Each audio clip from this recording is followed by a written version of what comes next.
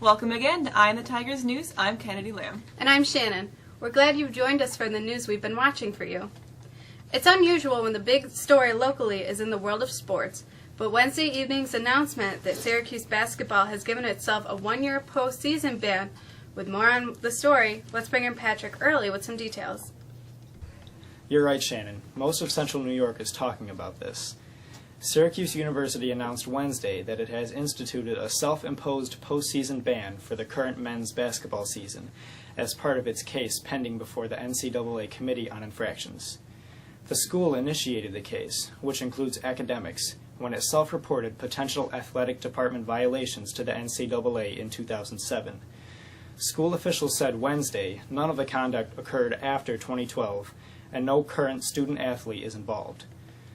Some earlier reports point to academic issues where student-athletes were having classwork done for them. Also, a Yahoo Sports report also pointed to some failed drug tests by players who were not disciplined and allowed to play. The ban also includes the ACC tournament. We're expected to hear more in the coming days and certainly when the NCAA releases its report. Back to you, Kennedy. New York lawmakers pressed top state education officials Tuesday to clarify how school districts can handle uncertainties in state aid levels and dissatisfaction over student assessments. Legislators are reviewing Governor Andrew Cuomo's proposed budget, which would increase spending on state schools next year by $1.1 billion if lawmakers pass several education reforms. Cuomo's education budget was notable this year for not including school aid runs that specify how much state aid school district administrators can assume as they craft their budgets for public votes May 19th.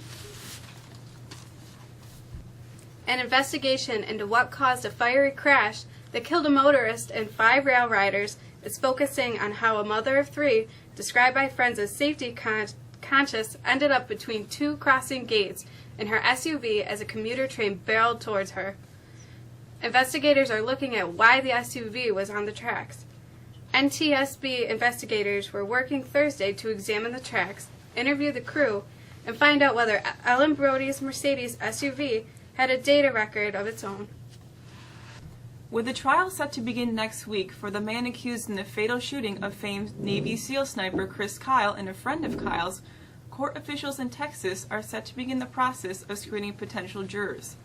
The movie The Sniper is based on Kyle's service as a Navy SEAL.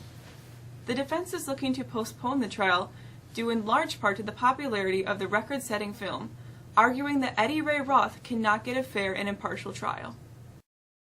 Many residents of Monroeville, Alabama, who have known Harper Lee for years, said this week that they believe the 88-year-old author does not possess sufficient mental faculties to make informed decisions about her literary career.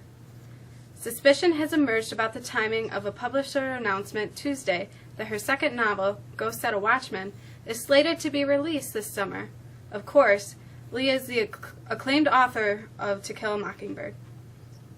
NBC nightly news anchor Ryan Williams has admitted he spread a false story about being on a helicopter that came under enemy fire while he was reporting in Iraq in 2003.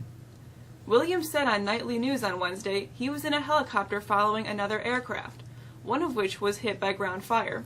His helicopter was not hit. He apologized on the air. Williams spread the false story most recently last Friday when he reported on a reunion with one of the military veterans his NBC News team came into contact with that day. I want to apologize. I said I was traveling in an aircraft that was hit by RPG fire. I was instead in a following aircraft. We all landed after the ground fire incident and spent 2 harrowing nights in a sandstorm in the Iraq desert. This was a bungled attempt by me to thank one special veteran and, by extension, our brave military men and women, veterans everywhere, those who have served while I did not. I hope they know they have my greatest respect. And finally, Mexico High School held its 4th annual True Beauty Day on Thursday. Women and girls are encouraged to give up their makeup to emphasize that beauty is much more than skin deep. High school English teacher Mrs. Shannon Bigelow organizes the event.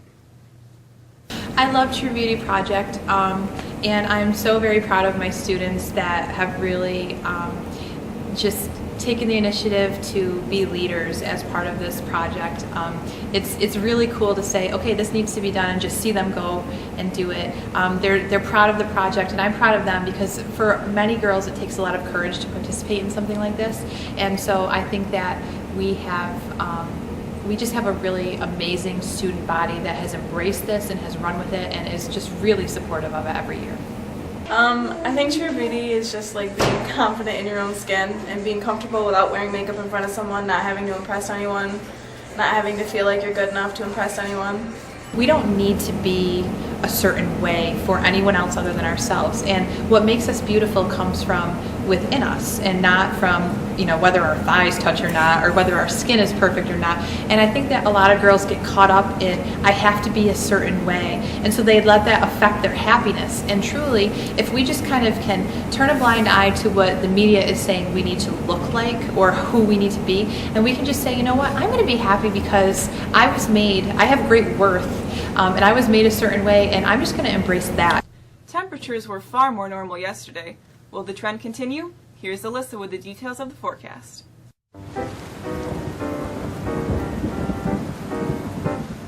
Well, for one day at least, we were normal, the temperature that is, and any hopes that it would continue were dashed this morning when temperatures were barely in the teens. And that's where they'll stay for the rest of our Thursday. We can also expect a little lake effect spray, which could drop as much as 4 inches. On Friday, temperatures will creep a little more towards normal, with a high expected near 26. We will also have some more snow, an inch or so. We can expect almost an identical day on Saturday and Sunday, while we could see some more significant snow on Sunday into Monday. A much longer range view of our weather shows even colder temperatures expected into the next week. Let's bring back Patrick Howell with the rest of the sports news.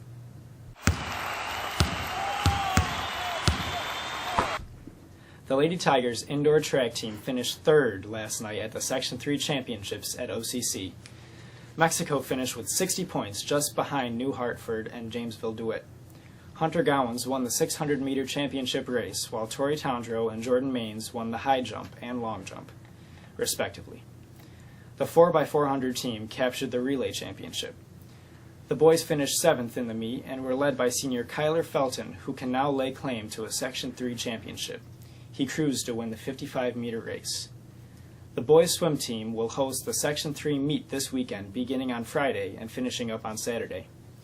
The Tigers wrestling team, fresh off clinching a league and Section 3 title, will be back on the mat this Saturday when it hosts the Class B tournament.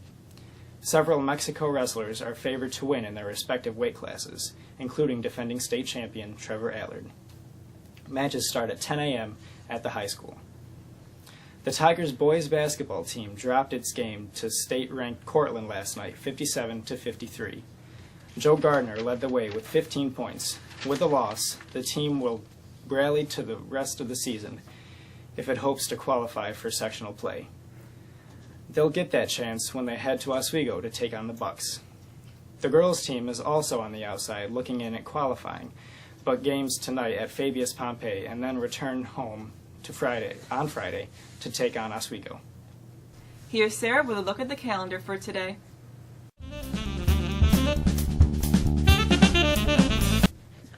The calendar shows us that second quarter report cards should be waiting for us when we get home today. A community forum on education will be held on Thursday, February 5th, 2015, 6:30 to 8:30 p.m. at North Syracuse Junior High School. This forum is for all school districts in Onondaga, Cortland, Madison, and Oswego-Bossies. The district will provide transportation for any community members wishing to attend. Buses will leave Mexico Middle School parking lots at 5:30 p.m. and will return directly to Mexico when the event is finished.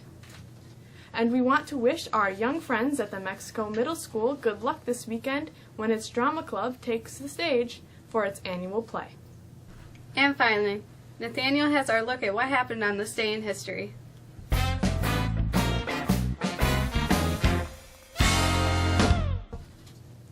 On this day in history, February 5th, 1937, President Franklin D. Roosevelt proposed increasing the number of Supreme Court justices.